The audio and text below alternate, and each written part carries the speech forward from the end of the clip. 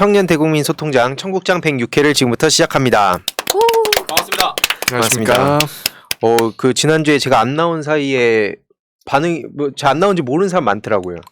반응 보니까. 엄청났더라고요. 그건 아닌데 또 저렇게 말씀을 네. 아니 저 되게 보면서 이렇게 채팅창도 보고 뭐 댓글도 보고 하는데 굉장히 좋았어요. 그러니까 청국장을 처음에 푸나님이랑 방송 이렇게 기획을 하고 또 그런 여러 가지 말씀 주셨을 때에도 그 취지랑 맞게 너무 잘 가고 있는 것 같다. 어떤 취지예요? 그러니까 예를 들어서 청년들이 누구나 나와서 이야기를 할 수 있어야 되는데 그 방송이란 벽이 너무 높잖아요. 그쵸? 근데 그런 인식을 좀 깨고 싶다. 그런 차원에서 푸나님이 청국장 처음에 1회 그 시작을 같이 이렇게 제안을 해주셨던 거고 저도 그 지점에서 되게 감사드리는 마음인데 특정한 사람이 나오고 안 나오고가 중요한 게 아니라 그만큼 청년들의 이야기에 관심을 가진 분들이 어느 정도 그 매니아층이 생긴 것 같아서 네. 굉장히 좋다. 물론 갈 길은 멀죠. 뭐 새날 본방송 같은 경우에는 뭐 2만 명 가까이 보고 하는데 저희도 그런 날이 올 때까지 열심히 또 성장하고 다양한 의견을 전해드리도록 하겠습니다. 네. 끝부분이 핵심이었는데 끝부분 한번 보셨어요? 그 댓글 한번 먼저 읽고 가보려 하는데 안 봤나 보네. 재훈님께서 굉장히 다행으로 생각하신 것 같아요. 아니요. 빈자리가 컸습니다. 너무 보고 싶었어. 네, 엄청 기다렸습니다. 네. 아니 여긴 자리를 누구든지 앞으로 비우게 되면 네 좋습니다. 의미심장한데. 네, 좋습니다. 네, 그러면 댓글. 네, 저부터 먼저 읽을게요. 우리 청년들 진짜 똑띠하다. 대선판이 저런 무지하고 파렴치한 인간에 좌우되는 게 너무 암울했는데 청년들 보니 우리나라의 미래가 밝다라고 네 남겨주셨네요. 제이킴님. 감사합니다. 네, 저는 테드윤 님이 달아주신 댓글인데요. 민주당은 이재명 후보에게 감사해야 한다. 이재명 후보 아니었으면 지금 초상집이다. 라는 댓글이었는데 이게 그 전체 댓글 중에 공감수가 제일 높더라고요. 그래서 좀 소개를 해드려봤고 그만큼 이제 어떤 우리 지지자분들께서 이재명 후보의 어떤 경쟁력을 높이 사는 그런 부분이 아닌가 이런 생각이 좀 들었습니다. 예. 약간 처음으로 뭔가 재훈님 관련된 댓글이 아닌 것 같기도 하네요. 아닙니다. 저 원래 그러네. 저 원래 최초다, 그런 최초. 대변인으로서 이걸 선택하신 건가? 아니면 아니, 그게 탑을 아니라- 많이 박힌 거니까 대세에 따르겠다 뭐 그런 거로도 해석 가능하겠죠. 예. 흐름을 읽는. 아무튼 이재명 후보의 경쟁력 이거다. 예. 재훈님의 경쟁력도 이거다. 저는 아니죠. 예. 예. 좋습니다. 웃겨. 좋습니다. 저는 400 RE 400리라는 선생님께서 논리정연하고 좋습니다. 근데 탄소 배출권 관련해서 탄소 배출 관련해서 잘못 해석한 거 아닌가요? 그 탄소 배출량 놓고 하면 2018년보다 25%만큼만 감축하겠다는 거 아닌가요? 라고 댓글 달아주셨는데 어떤 대목에서 이 댓글을 달아주셨는지 잘은 모르겠지만 그 아마 제가 지난주에 그 탄소 배출량에 대해서 그 온실가스 감축량에 대해서 설명을 해드릴 때 좀 예시로 드렸던 부분하고 약간 헷갈려 하셨던 것 같기도 해요. 제가 조금 더 말을 확실하게 했어야 됐을 것 같아요. 우리나라 같은 경우는 이제 2018년보다 그 2030년까지 40% 감축하겠다는 게 목표이고, 그리고 최근에 끝난 그 유엔 기후협약에서는 그것도 낮다. 더 감축해라라고 해서 이제 조만간 다시 더 그 감축 목표를 상향해서 다시 제출할 예정인 걸로 알고 있습니다. 네. 저 수정님께서 달아주신 댓글인데요. 오늘 처음으로 여론조사 참여했어요. 02 지역번호가 왠지 여론조사일 것 같아서 이재명 후보께 과감히 한 표 던졌습니다라고 해주셨는데 생애 첫 여론조사 축하드리고 좀 많은 분들께서 여론조사 모르는 번호 좀 안 받는 분들도 많이 계실 텐데 그쵸. 그럼에도 불구하고 이제 대세가 이제 저희로 흘러 들어오면 따라서 많이들 의사 표현 좀 해주셨으면 좋겠습니다. 네. 네, 좋습니다. 아무튼 오늘도 유익한 소식 전해드릴 예정이니까 끝까지 많은 시청 부탁드리고 보시기 전에 혹시라도 구독, 좋아요 안 하신 분들 계시면 살포시 누르고 이렇게 시청해 주시면 좋겠습니다. 네, 첫 번째 주제. 네, 가보겠습니다. 오늘은 뭐 환경 이야기는 아니고 좀 여성, 청년 관련된 이야기를 조금 해볼까 해요. 최근에 조금 그 볼만한 어떤 조사가 좀 있었기 때문인데 일단 들어가기 전에 혹시 요즘에 스우파 보셨습니까? 유명하지 않아요? 그쵸. 되게 유명한 댄스. 것 같더라고요. 예. 엄청나죠. 네. 그건요. 그 골댄이요. 그것도 들어봤는데. 그거 축구 축구. 축구하는 거 맞죠? 네, 그 여성분들. 연예인 분들. 그게 제목을 몰랐어요. 근데, 그쵸. 네. 그외 뭐 마녀들이라는 야구하는 프로그램도 있었고 여성분들 나오셔서 그렇게 요즘에 그러니까 좀 전통적인 의미에서의 그 저는 안 좋아하는 표현이긴 한데 그 여성스러움이란 걸 깨부수는 좀 멋진 여성들의 어떤 활약들이 예능 사회 전반에서 좀 많이 나타나고 있어요. 그러나 안타깝게도 이제 특히 코로나19 이제 팬데믹 이제 오면서 우리나라뿐만 아니라 세계적으로 여성 노동 등에 대해서 좀 상황이 안 좋아지고 특히 여성 대상 폭력은 또 크게 늘기도 했거든요. 좀 그런 것에 대해서 최근에 한국 여성 노동자회에서 그 조사를 좀 한 게 있더라고요. 특히 국내 20대 여성들의 어떤 자살률이 굉장히 심각해진 것에서 문제의식을 갖고 유예된 미래, 빈곤을 만드는 노동이라는 제목으로 그 대선기획 청년 정책 토론회를 열었대요. 네. 그러면서 그 온라인 설문조사에 한 4천여 분이 응답을 해주셨고, 뭐 심층 인터뷰도 했는데, 일단 뭐 청년의 이야기를 보면 요즘 청년들 일하기 힘든데, 사실 어디 들어가는 것도 힘들지만 들어가서 있는 것도 되게 힘들잖아요. 그러면서 이제 그만두게 되면 뭐 요즘 애들 뭐 열정 없다. 끈기가 부족하다. 그리고 뭐 공기업이나 대기업 빨리 이제 그만두게 되면 뭐 배불렀다. 뭐 이런 말 하는데 사실 조사를 해보면 정말 열정이 없고 끈기가 없는 게 아니라 그 노동 현장에서 장시간 노동이나 뭐 저임금 또 노동권 위반 같은 기본적인 원칙들이 지켜지지 않기 때문에 90년생들이 이제 그만둔다라는 것을 피한다라는 것이죠. 특히 공정을 이제 많이 이야기하는 90년대생, 뭐 80년대생들도 그럴 것 같은데 일단 청년들이라고 보면 더 그럴 것 같아요. 그래서 들어가서 일 좀 하다가 이거 나를 갈아 넣는구나. 도망가야 되겠다. 저도 좀 그런 경험이 있기도 했었고 그런 것도 있고 또 뭐 채용 공고에는 9 to 6, 9시 출근, 6시 퇴근 해놓고 뭐 8시까지 출근하라 그러고 그것도 8시에 맞춰서 가면은 열정이 없다고 또 뭐 그러고 좀 그런 어떤 사회생활, 그들만의 사회생활이라고 하는 그런 관행으로 점철된 직장 문화에 정말 좀 질려서 이제 그만두는 경우가 많은데 특히 여기에 청년뿐만 아니라 여성으로 조금 더 들어가 보면 여성들한테는 뭐 재롱이나 애교 같은 거 여전히 노동 현장에서 많이 요구되고 있고 저는 예전에 알바하고 하면서 많이 봤었어요. 특히 뭐 공장에서도 일했었고 이런 입시학원에서도 일하고 여러 군데에서 일을 많이 했었는데 여성들에게는 항상 그런 것들이 요구가 되더라고요. 그리고 그런 거 이제 거부하고 문제의식화하면 이제 조직 부적응자 되고 특히 그런 문제가 남성이 좀 많은 분야나 이공계 이제 전공의 그런 분야에서 많이 조금 심각하다라고 해요. 그러다가 이제 여성들이 이제 30대쯤 되면 이제 나이 압박까지 오고 그런데 직장을 또 그만뒀고 하다 보니까 계속 하향 지원해 가게 되고 원하는 직장 못 들어가고 소득은 계속 떨어지고 능력은 나름대로 키우고 싶은데 그런데 이 상태에서 결혼을 또 하자니 결혼을 하게 되면 부담이 2배가 되어버리니까 그러다 보니까 개인이 어떤 비혼주의자는 아닌데 자연스럽게 어떤 나의 처지에서 결혼을 하고 아이 낳는 건 너무 어렵다. 그러면서 자연스럽게 결혼을 하지 이제 않게 되고 또 결혼 자체가 좀 책임져야 될 일이 늘어나는 것 시한 인식이 강하면서 이제 결혼을 하는 결혼에 대한 좀 부담이 많이 커지는 것 같아요. 그러면서 또 한편으로는 직업적인 성공을 또 얻고 싶은 것도 있긴 한데 이미 여성이 이제 30대가 넘어가 남성도 마찬가지이지만 이력서가 어떻게 보면 이렇게 좀 일관적이지 않거나 그럴 경우에는 기회도 많이 나이에 의해서 제약을 받다 보니까 이제 30대 여성이 되면 여성 청년은 결혼도 애매하고 일하기도 애매하고 하는 어려운 상태가 된다. 그러다가 이렇게 코로나19 팬데믹 같은 상황이 오면 저임금 노동자, 저숙련 노동자일수록 먼저 해고가 되고 먼저 일자리를 잃게 되니까 자살률이 늘어나고 하는 방식으로 악순환의 고리가 이제 연속이 된다라고 통계가 나왔다고 하더라고요. 그러면서 이번에 조금 흥미로운 그 이미지가 있어가지고 통계가 있어가지고 하나 준비했는데 하나 보시면 좀 뭐라 해야 될까 좀 흥미로우실 것 같아요.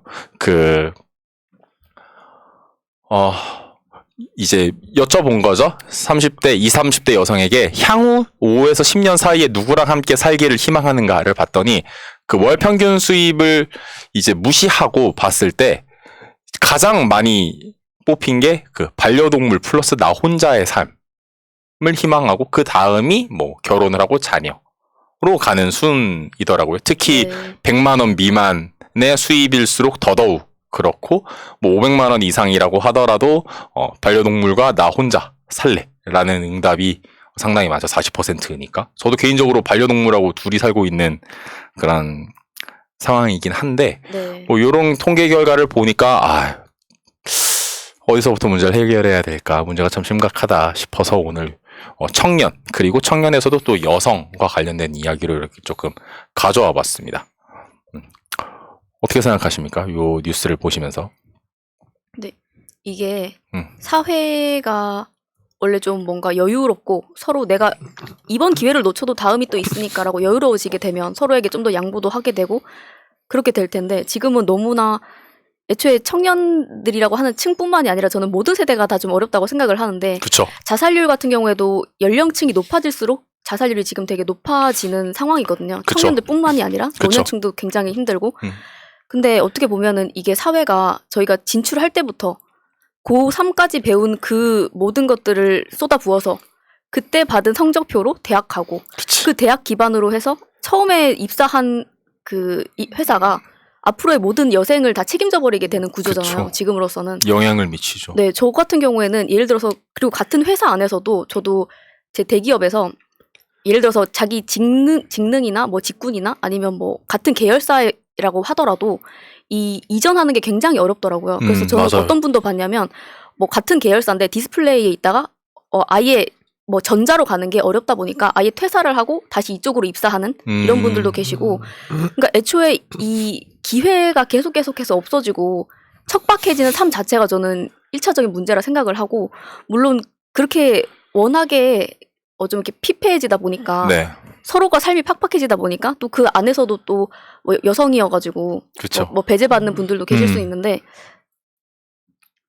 일단은 근데 저는 여기에 대해서 무조건 청년만 또 힘든 건 아니지만 힘든 청년들의 목소리를 들어야 된다고 생각하는데 내야죠. 청년들 지금 소외계층 된 지가 꽤 된 것 같은데. 제가 뭐 너무 하나마나 말씀을 좀 드린 것 같기도 한데 약간 어떻게 보면은 저는 청년 중에서도 그리고 뭐 어떻게 보면 아직까지 이게 뭐 80, 90, 10, 00을 다 묶어서 지금 MZ세대라고 얘기하고 있잖아요. 네. 근데 그 세대 안에서도 저는 좀 갈등이 있을 수밖에 없는 게 어느 정도 자기 성공을 좀 이룬 사람들은 그 이준석이 말한 능력주의처럼 니들이 좀 덜 한 거 아니야? 라고 생각하는 사람들도 좀 있지 않나. 청년들 층에서도 좀 그런 게 나뉘지 있죠. 않나. 많죠. 네, 그래서 이게 그 기준이 본인이 되는 상황에서 본인보다 못하면 나는 내 힘으로 이걸 이뤄냈는데 라고 그 공정하다는 착각에서 좀 계신 분들도 좀 많이 있는 것 같다 하는 생각이 듭니다. 그렇죠. 아니 일단 이거는 뭐 한 코너 안으로 다 얘기하기가 되게 어려운 주제인데 그렇죠. 일단 시작하기 전에 그 전제 먼저 하고 얘기를 해야 될 것 같아요.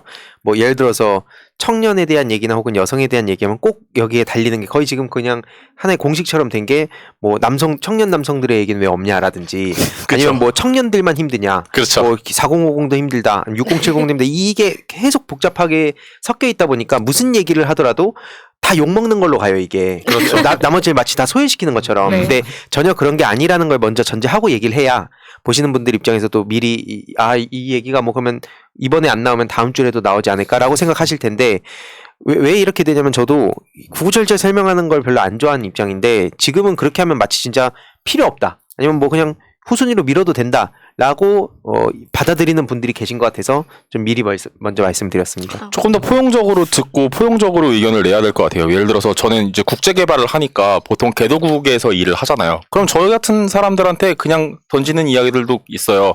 우리나라도 이렇게 힘든 사람이 많은데 남의 나라를 네, 그렇게 얘기하면 한도 끝도 없고 그렇게 평가하면 한도 끝도 없기 때문에 포용적으로 받아들이고 포용적으로 보고 남의 문제에서 나의 문제를 찾고 나의 문제에서 남의 문제를 찾고 하면서 연대하고 이해하고 공감하는 게 중요하지 계속 갈라치기 하고 나만 힘들어? 너만 힘들어?로 이야기하는 거는 어떤 타협을 이뤄낼 수가 없죠. 좀 더 포용적으로 듣는 게 좋을 것 같습니다. 저 같은 경우는 이제 겪었던 걸 겪었던 고민을 짧게 말씀을 드리자면 저도 되게 힘들 때 결혼을 했거든요. 저도 네. 안정되지 않았을 때 결혼을 했는데 어, 저는 이제 주거 문제 같은 게 굉장히 큰 것 같아요. 그러니까 일자리, 주거 이 두 개가 그렇죠. 예를 들어서 주거가 해결이 안 되면 당연히 결혼을 기피하는 현상이 발생을 하고 결혼을 기피하니까 당연히 출산율까지도 이어지는 그래서 그런 부분이 가장 조금 걱정이 됐던 것 같습니다. 예. 그렇죠. 사실 오늘 요 이야기를 조금 갖고 온 이유가 그 이제 대선의 기운이 계속 올라오면서 좀 여러 가지 생각이 들어서인데 일단 앞에서 말씀드린 것처럼 코로나 이후에 우리나라뿐만 아니라 지금 전 세계적으로 성평등으로 가는 그 기조가 엄청 많이 무너졌어요. 한 10년, 20년 동안 쌓아놓은 성과가 1년 만에 다 이제 무너졌다고 평가할 정도로 정말 상황이 많이 안 좋거든요. 특히 개도국으로 할수록 더 그렇기도 한데 우리나라도 매우 심각해요. 그렇기 때문에 이런 시기에 정말 좀 페미니즘이 자리 잡히고 이제 그 페미니즘이라는 게 여성 또 청년의 좀 고통이 담기는 좀 그릇이 되어야 된다라고 저는 봐요. 네. 그런데 자꾸 여기저기서 그 그릇을 만드는데 중간에 자꾸 불순물을 넣는 사람들이 자꾸 눈에 보여요.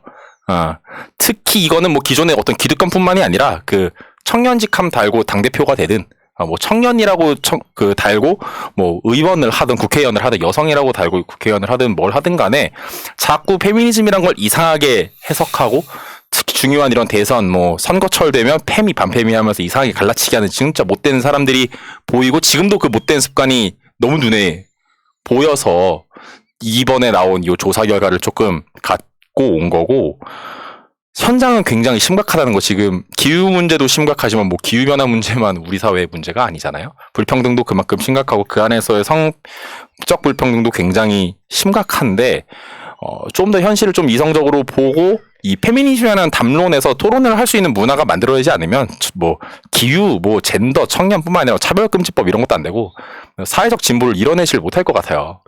그래서 지금 각 당에서 청년 뭐 당대표도 되고 청년 뭐 선대위원장도 나오고 이렇게 계속 청년에게 어떤 힘을 실어줘야 하기 때문에 힘을 실어주는 듯한 모습이 보이는데 요럴 때에 청년뿐만이 아니라 페미니즘, 그 성평등에 대한 이야기가 같이 가지 않으면 지금의 요 청년 세대가 나중에 조금 더 40대, 50대 돼서 기득권 됐을 때 계속 성불평등은 일어날 것이다 라는 생각이 들어서 오늘 좀 요 조사 결과와 함께 이야기를 조금 가져와 봤습니다. 저는 개인적으로 이 가치적으로 남녀나 뭐 세대나 이런 걸 다 통틀어서 누구나 인권을 가지고 있으니까 그렇게 평등을 누리고 하는 건 되게 좋다 생각하는데 여기에 대해서 나는 뭐 인종차별주의자야, 나는 성차별주의자라고 얘기한 사람은 없잖아요. 없죠. 그런데 이런 가치들에 대해서는 대부분 다 너 동의하니라고 물어보면 동의를 할 텐데 저는 일단 페미니즘이라고 하는 그 용어 자체가 뭐 꼴팸이라고 하든 뭐 워마드 뭐 메갈이라고 하든 이미 좀 많은 분들에게 이 가치가 어떤 걸 지향하는가와는 또 별개로 좀 많이 오염이 되지 않았나 너무 오염됐죠. 네, 생각이 많이 들고 그 커뮤니티들이 페미니즘이 아닌데 네, 그럼요. 너무나 넓고 광범위하고 생활 안에 있고 인권의 용어인데 그걸 싸움의 용어로 변질시켜 버렸어요.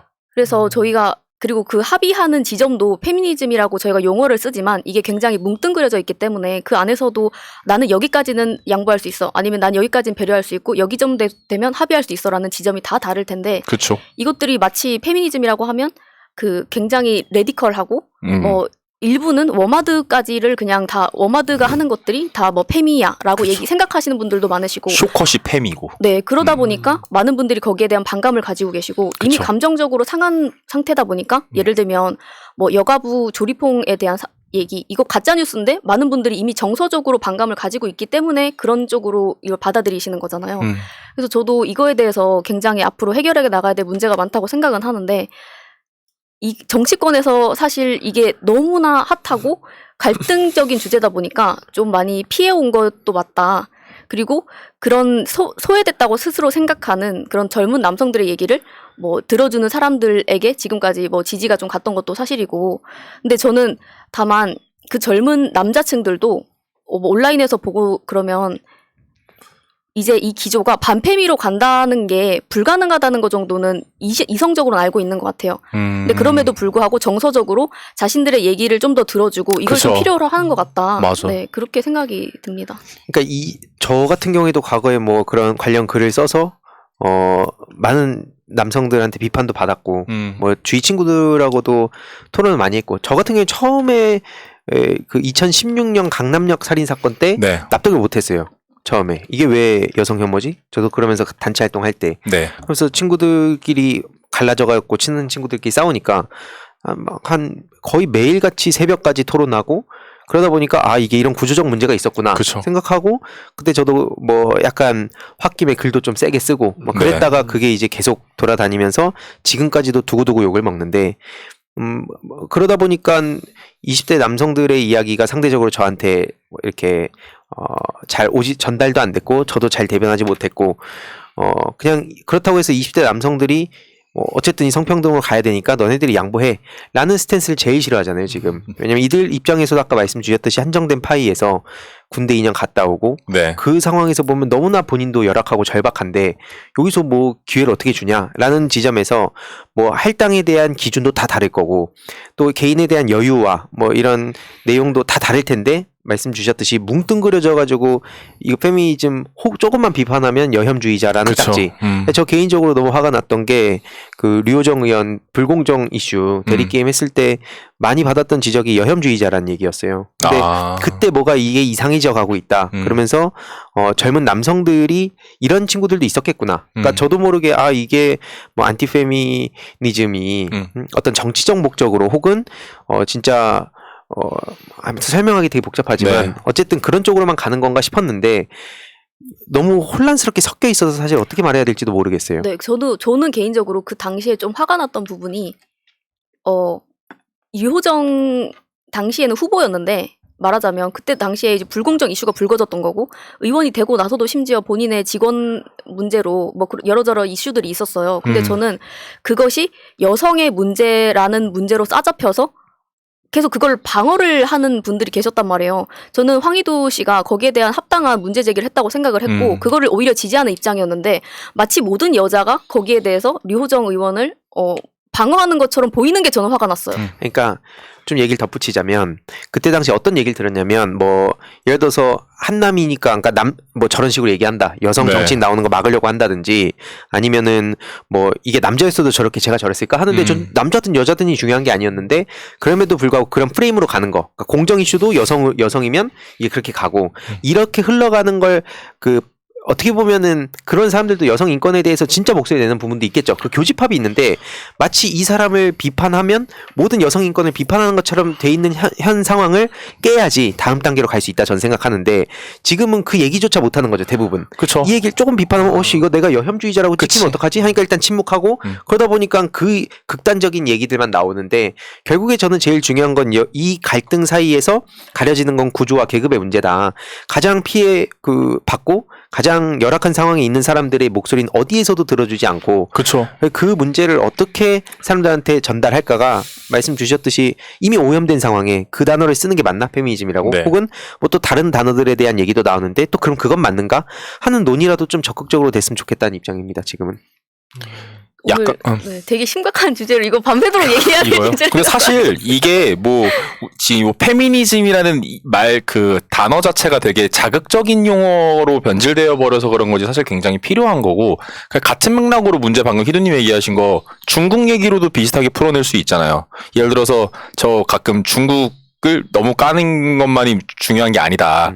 현실 직시해야 된다. 예를 들어서 요소수 문제 이제 지금도 아직 있지만 처음에 아주 심각하게 터졌을 때 중국이 안 팔아서 우리나라가 요소수 문제에 봉착하게 된 것도 있지만 그 전에 우리가 중국에게 저희 전략을 의존해 온 것 자체가 문제다. 문제를 이성적으로 직시를 하고 해결해 나가야지 단순하게 중국 놈들 이렇게만 가버려서는 아무 문제도 해결 안 된다라고 이야기를 하지만 댓글은 또 친중이 달릴 수도 있고 친중이라고 그냥 해버릴 수도 있거든요. 그런데 중요한 건 이게 무엇이 정말 문제인지에 대해서 직시하고 있는 사람들끼리 깨어있는 사람들끼리 조직된 힘을 발휘하는 게 문제를 해결하는 데는 가장 중요한 거니까 오히려 요즘에 좀 중국인 친구들을 많이 만들려고 하고 중국 기사들이나 중국발 소식들을 많이 접하려고 해요. 진짜 조금 더 직시하고 싶어서. 그리고 마찬가지로 여성, 젠더, 페미니즘 문제에 대해서도 남성들이 더 나서야 된다고 봐요. 희두님 같은 사람, 저 같은 사람들 같이 연대해서 남자로서 그 페미니즘에 대해서 더 많이 이야기하고 연대하고 하지 않으면 사실 문제가 해결되기는 어렵다라고 생각을 하기 때문에 이게 저도 그래서 현실적으로 참 어려운 게 저 나서기만 하면 꼴도 보기 싫다 남자애들이 많아서 그래서 약간 후퇴한 입장은 있어요. 뭐 선대위 지금 중요한 역할을 하고 해야 되는데 뭐 그냥 얘기 나온 김에 말씀드리면 뭐 재판도 재판이지만 그것 때문에 그냥 저 아예 보기 싫어하는 민주진영의 남성들이 굉장히 많아서 그런 거 다 알고 저도 치고 빠지게 하는 입장이라서 뭐 이것을 어떻게 현명하게 극복할 수 있을까. 그러니까 어쨌든 내가 이런 뜻이니까 니네가 오해한 거야 라는 애티튜드를 또 사람들이 더 싫어하기 때문에 네. 근데 중요한 건 지금 온라인 생태계만 보면 누가 아무리 그 균형 잡힌, 그러니까 그 균형이라는 것도 말도 안 되지만 설령 그게 있다고 하더라도 그게 안 되잖아요 지금. 안 되죠. 뭐로든 딱지를 붙여버리면 그리고 거기에 조금만 화력이 붙으면 그게 사실이 돼버리니까 이 문제를 어떻게 해야 되나 저도 되게 큰 고민이고 이건 그 누구도 지금은 해결할 수 없다. 한 몇 년, 몇십 년간 지속될 문제가 될 것 같아서 시간 길게 두고 저희가 한번 얘기해봐야 될 것 같아요. 좋아요. 조만간 남성 페미니스트 모임을 한번 만들어 볼까? 남자들끼리 이런 얘기하는 것도 되게 재밌을 것 같아요. 재훈님 어떻게 마지막 마무리하고 넘어가죠. 네, 그러니까 이 사실 저도 요즘 커뮤니티를 계속 모니터링하는 입장에서 봤을 때 네. 이 그 어떤 페미 문제로 어떤 이 갈등이 굉장히 지금 심화되고 있는 것 같기는 해요. 어떤 기사를 보더라도 다 이게 그러니까 묶어서 연결이 돼서 이런 막 뭐 찬반이다, 뭐 이렇게 뭐 갈라치기다 그런 얘기들이 계속 나오고 있기 때문에 예, 굉장히 좀 어려운 부분이라고 생각을 하고 제가 오늘 준비한 주제에도 뭔가 좀 연관이 있을 것 같아요. 그래서 제 주제에서 이어서 풀어가 보도록 하겠습니다. 역시. 그럼 그냥 주제로 넘어가면 된다는 거 아니에요 지금? 그러니까 그래서 마무리해줬습니다. 이런 식으로. 스무스하네. 스무스하게 마무리해줬습니다. 스무스가 아니라 그럼 제 얘기에 더 이어가겠습니다 하면 끝나거든요. 네. 아무튼 알겠습니다. 예. 네. 네, 바로 이어서 어떤 주제입니까? 네. 일단 오늘 제목부터 좀 말씀을 드리자면 윤석열과 이재명의 온라인상의 지지율 변화 이렇게 조금 정리를 하면 좋을 것 같아요. 뭐, 조사를 해오신 거예요? 직접? 그렇죠. 맞습니다. 그러니까 이게 물론 이게 통계적인 조사는 아니지만 네. 제가 이제 모니터링한 결과를 가지고 저번 주에 솔직히 좀 반응이 괜찮았던 것 같더라고요. 괜찮아요. 저번 항상 주 괜찮지 않나요? 괜찮은 걸 보면 괜찮죠. 제 오피셜로 괜찮아요. 그래서 저번 주 같은 느낌으로 한번 네. 준비를 다시 해봤습니다. 일단은 저희가 근데 시작 전에 그런 안부 인사를 묻잖아요.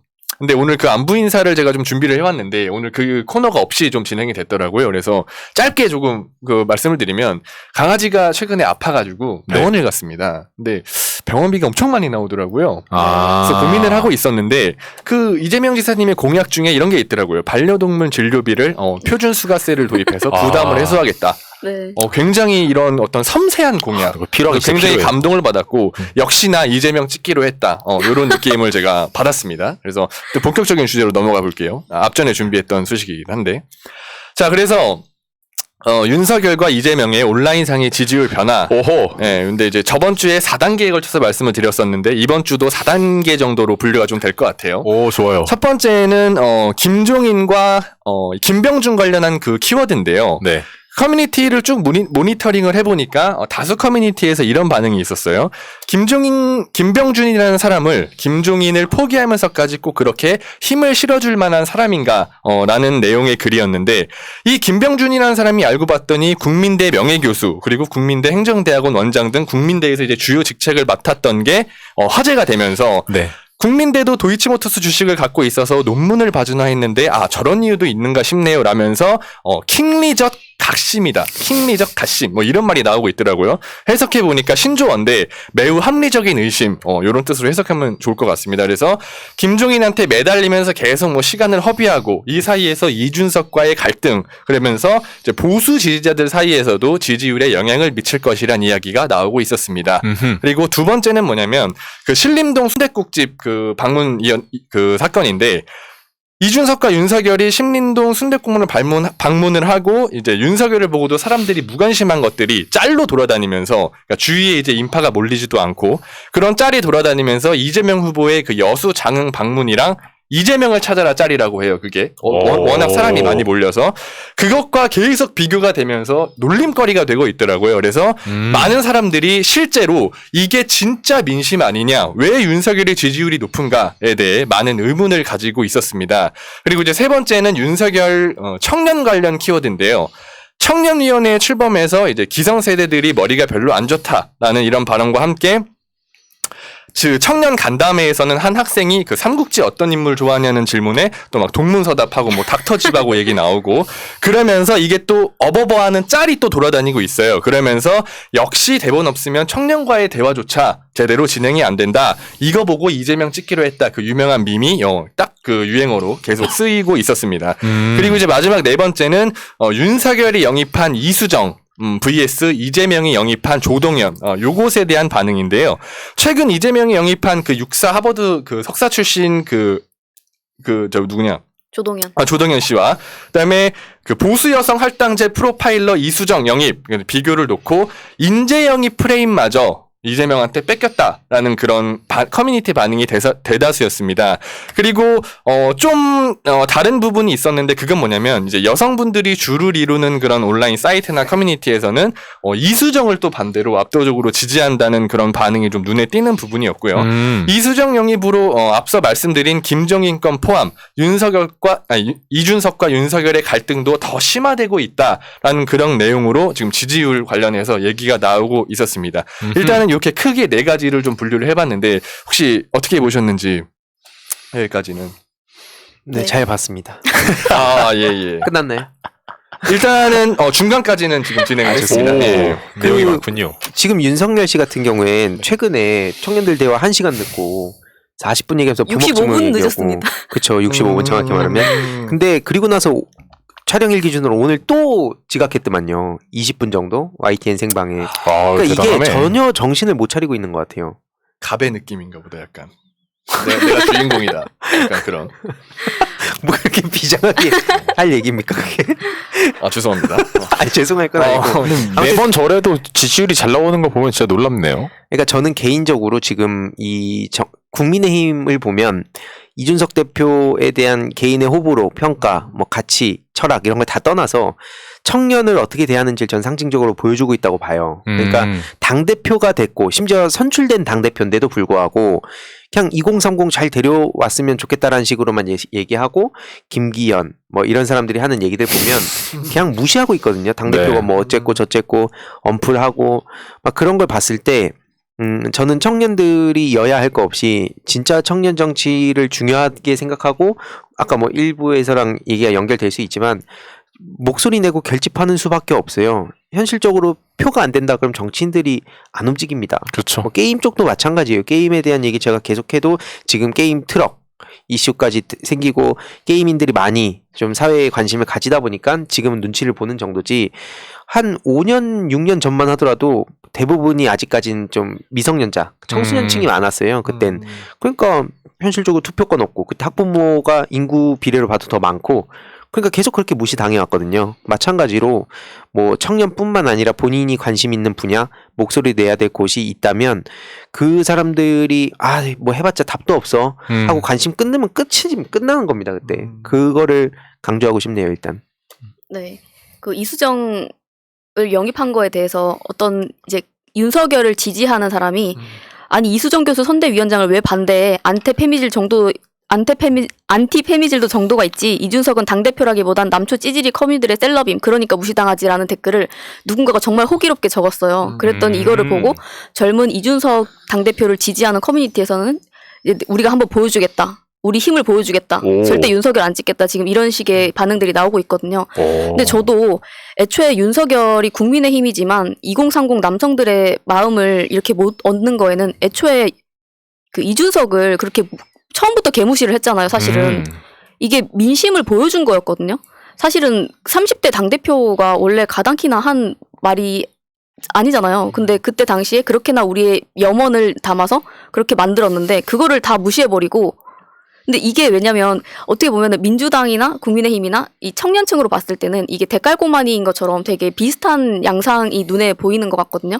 우리가 이렇게까지 목소리 내고 우리가 이렇게까지 노력을 해서 우리의 움직임을 보여주려고 하는데 위에 꽉 막혀 있는 것 같다는 일명 꼰대 소리를 듣는 어떤 분들이 이걸 꽉 막고 있으면 아니면 지지자층들 입장에서는 예를 들어서 수박이라고 표현되는 어떤 분들이 개혁을 막거나 이렇게 하고 있으면 얼마나 답답하시겠어요. 근데 그런 것처럼 이들도 약간 그런 비슷한 감정을 느끼고 있는 거거든요. 어떻게 보면은. 그래서 그렇게 대입을 한번 해보시면은 이해하기가 좀 쉬우실 것 같고 이준석이 청년층들의 목소리를 굉장히 잘 듣고 그들에게 어떻게 반응하는지 저는 이거를 당이 다르지만 어쨌든 되게 잘하는 부분이 있다고 생각이 되는데 너무 이쪽에서 뭐 지지자분들이나 아니면은 뭐 이게 저희들끼리는 괜찮아요. 저희들끼리 사실 얘기할 때는 뭐 다 어차피 이재명 후보를 지지하는 사람들로서는 괜찮지만 약간 경계층에 있는 청년들 앞에서 얘기를 할 때 너무 이 대표를 무시하는 듯한 얘기를 하는 거는 좀 안 좋을 수 있겠다. 왜냐하면 윤석열이 처음에 표심을 잃은 것도 그것 때문이었고 역으로 홍준표가 그들의 마음을 얻을 수 있었던 것도 약간 그런 측면이 있었거든요. 그래서 그런 거를 좀 그들의 심리를 좀 그런 식으로 들여다볼 필요도 있지 않나 싶습니다. 그러니까 이 말씀해 주신 것처럼 이제 2030 남성들, 그러니까 이준석을 지지했던 사람들도 커뮤니티 반응을 보면 굉장히 윤석열에 대한 안 좋은 감정을 좀 가지고 있고, 제가 이제 저번 주에 이런 말씀을 드렸는데, 이재명 후보와 윤석열 후보의 지지율에는 좀 12월 되면은 진짜 큰 변화가 있을 것이라고 예상을 했는데, 최근 그 흐름만 놓고 봤을 때는 이재명 지사의 어떤 현재의 행보 자체는 굉장히 반응이 좋은 것 같아요. 그러니까 대다수의 커뮤니티 반응을 봤을 때 현재의 어떤 방문이나 어떤 정책, 그런 행보는 굉장히 좋아 보이는데, 이제 반대로 이재명 후보 같은 경우는 과거 이야기들이 자꾸 그 커뮤니티에 올라오는 그런 모습이 있었고, 윤석열 같은 경우는 과거뿐만 아니라 과거 이제 김건희 그것부터 뿐만 아니라 네. 현재 행보에 대해서도 많은 실망과 비판 등이 이어지고 있는 그런 모습이 확실히 좀 나타나게 보이고 있습니다. 요즘 최근에는. 네.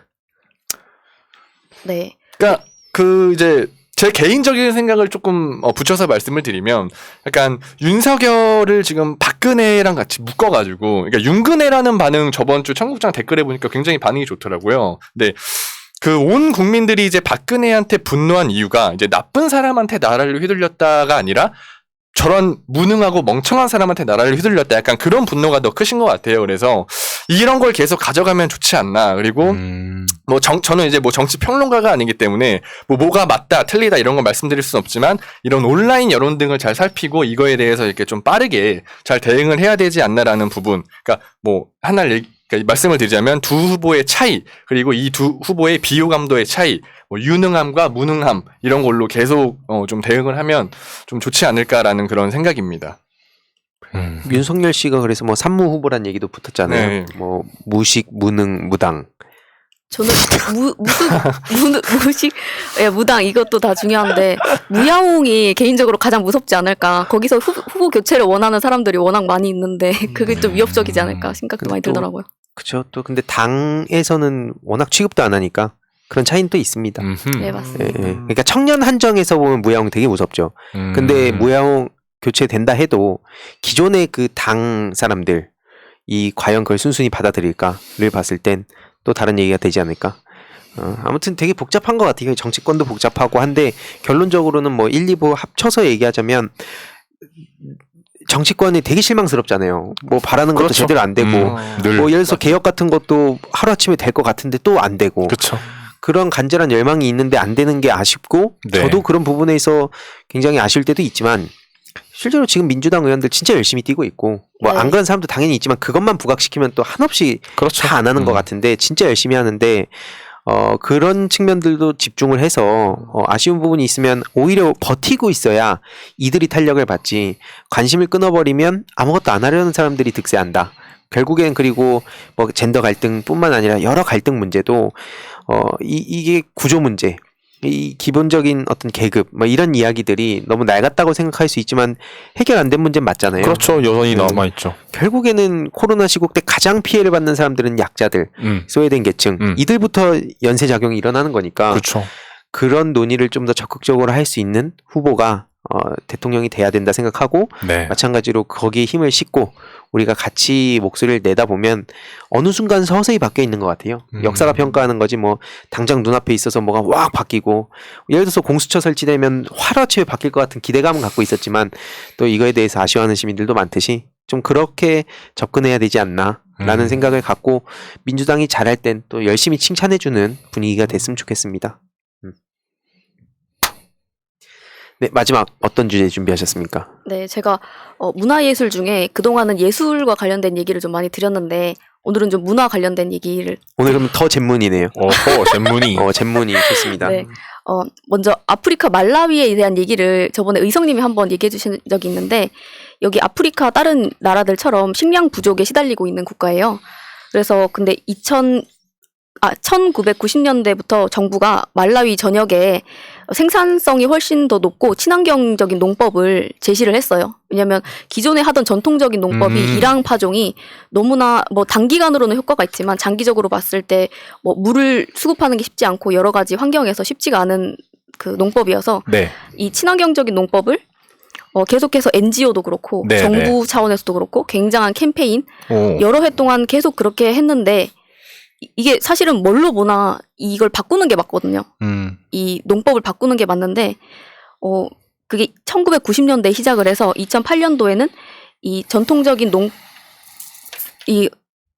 농법에 대한 조사를 해보니까 생산 잠재력이 20%에 불과했대요. 전체적인 농가에. 근데 2009년에 보니까 이 전체적인 농가에서 이 새로운 거에 대한 농법을 시행하는 사람이 거의 1% 정도밖에 안 되는 거예요. 파급이 안 됐네요. 네. 근데 상식적으로 이성적으로 생각을 해보면 이게 우리한테 훨씬 더 이득인데 네. 왜 이렇게 안 할까?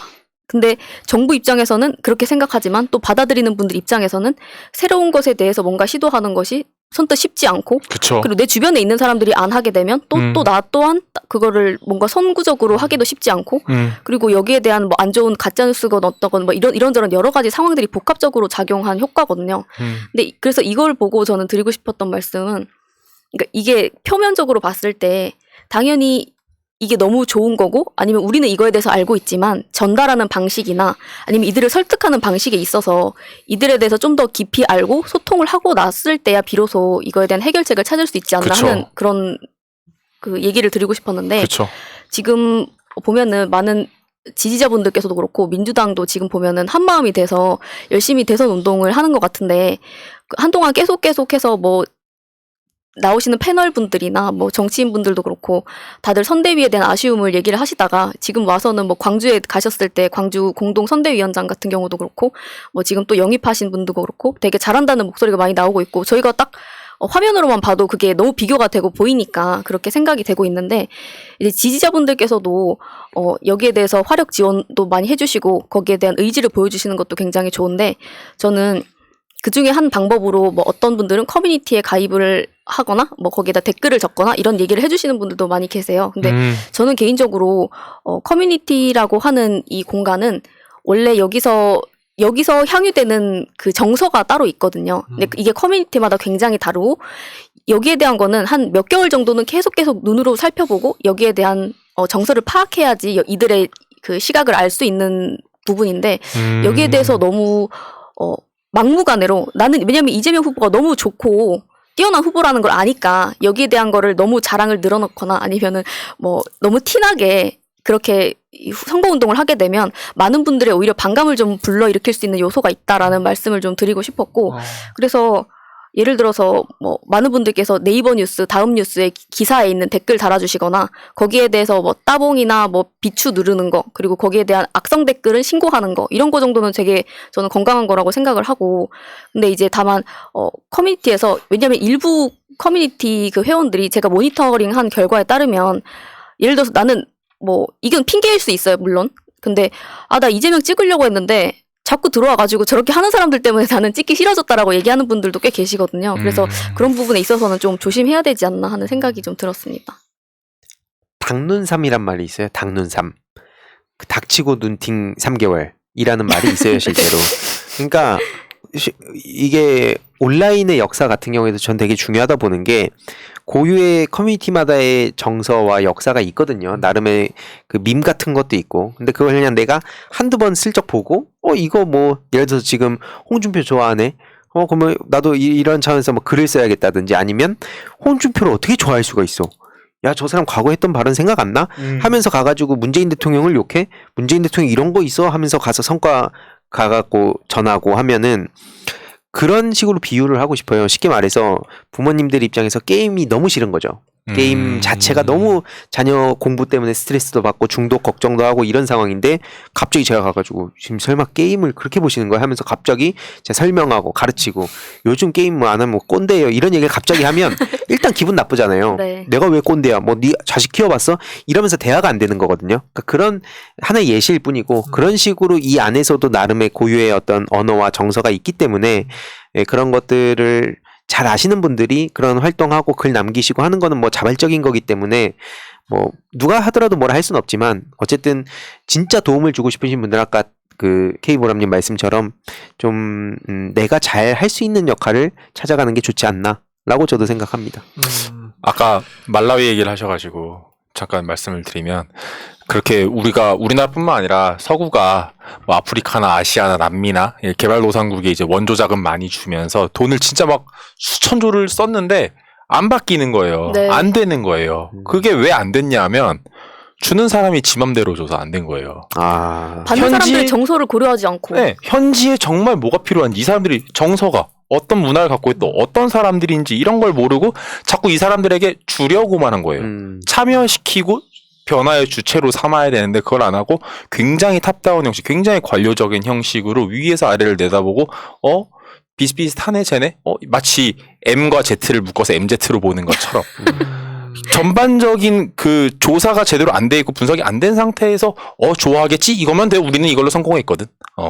하면서 내가 성공했던 모델 내 방식대로만 고수하니까 그것이 오히려 자충수가 되고 발목을 잡아서 원조 효과성이라는 개념으로 뭐 어떤 참여적인 개발이라든지 하는 이론들이 많이 생겨서 요즘에는 좀 많은 트렌드가 달라지고 있는데 뭐 그게 아까 말라이 얘기를 하셔서 요 말씀을 드리는 거지만 그게 꼭 국제개발 현장에만 통용되는 건 아니겠죠. 아까 우리 계속 얘기했던 뭐 젠더, 뭐 청년, 뭐 다 해당되는 것 같아요. 네. 문제를 해결하고 싶은데 뭐가 문제인지를 모르고 그 문제를 앓고 있는 사람이 그 사람들이 어떤지에 대해서 모르고 있으니 항상 이제 겉돌기만 하는 어떤 해결책들이 계속 나올 수밖에 없는 거겠죠.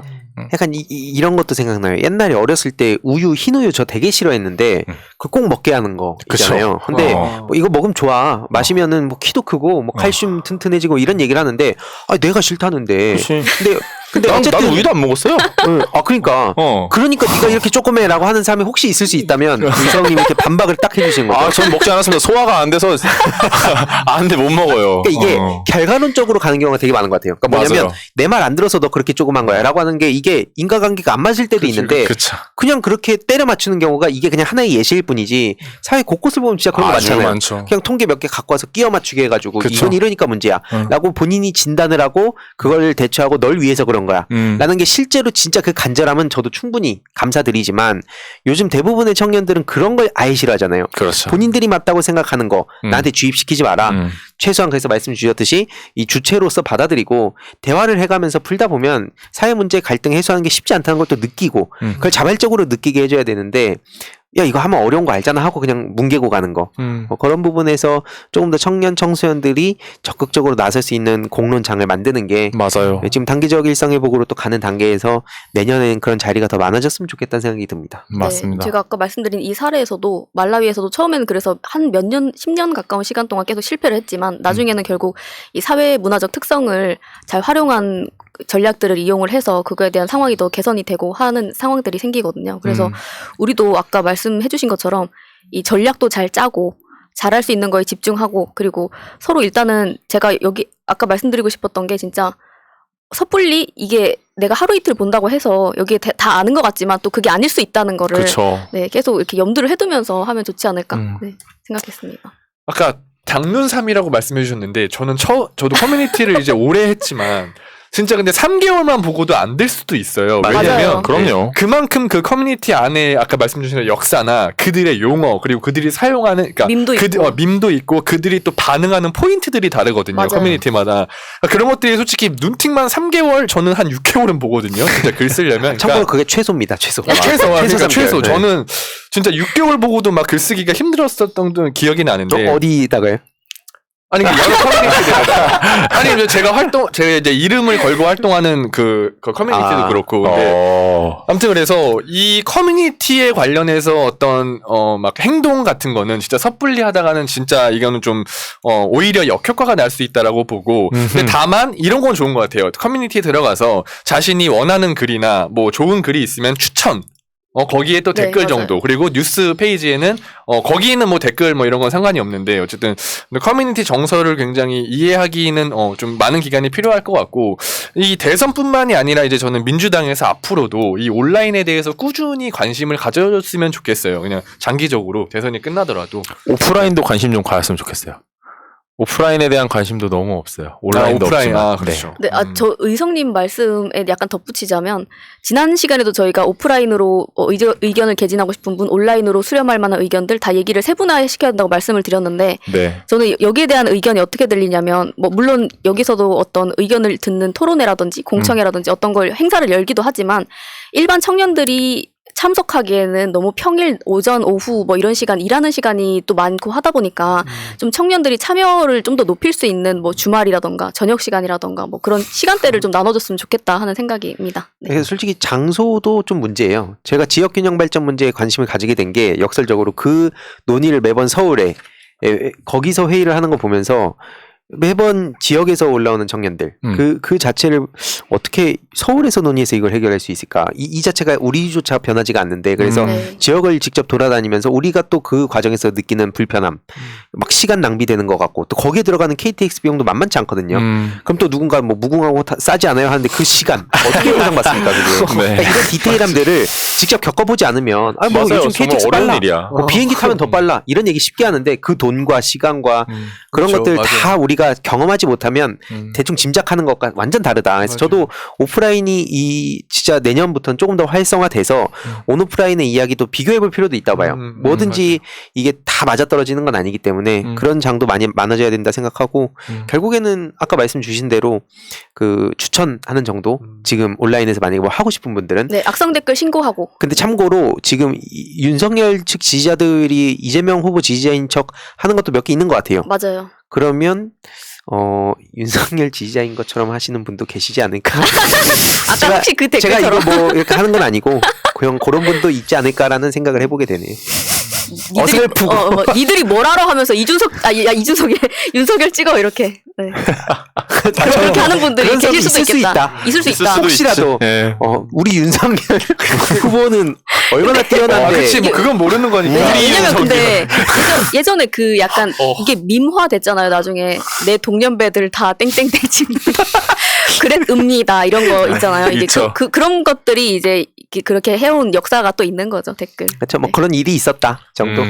네. 아무튼 뭐 저희가 시간 관계상 많은 얘기들을 하고 싶은데 특히 앞에 일부에서 했던 얘기들은 시리즈로 계속 하고 싶은 얘기가 많아요. 맞아요. 저도 막 오해받은 발언도 있고 하나하나 설명하다 보면 진짜 끝도 없는데 그러다 보면 아예 말 못할 때도 있고 아무튼 이런 주제들 앞으로 민감하지만 또 우리가 얘기 안 하면 누가 하겠습니까? 누군가라도 해야죠. 또 민감하니까 그냥 이럴 거야라고 문제만 제기하는 게 아니라 오늘처럼 좀 데이터를 갖고 근거 자료로 해서 이 정도로 어려우니까 우리 좀 포용적으로 얘기해보자라는 마음으로 또 한번 이야기해보면 너무 좋을 것 같아요. 또 데이터 생기면 갖고 올게요. 절레절레 하는데. 그게 아니라 별로예요? 아니 그 얘기 좋습니다. 아니 그게 아니라 지금 시간을 봤는데 벌써 네. 청국장이 너무 재밌는 것 같아요. 청국장이.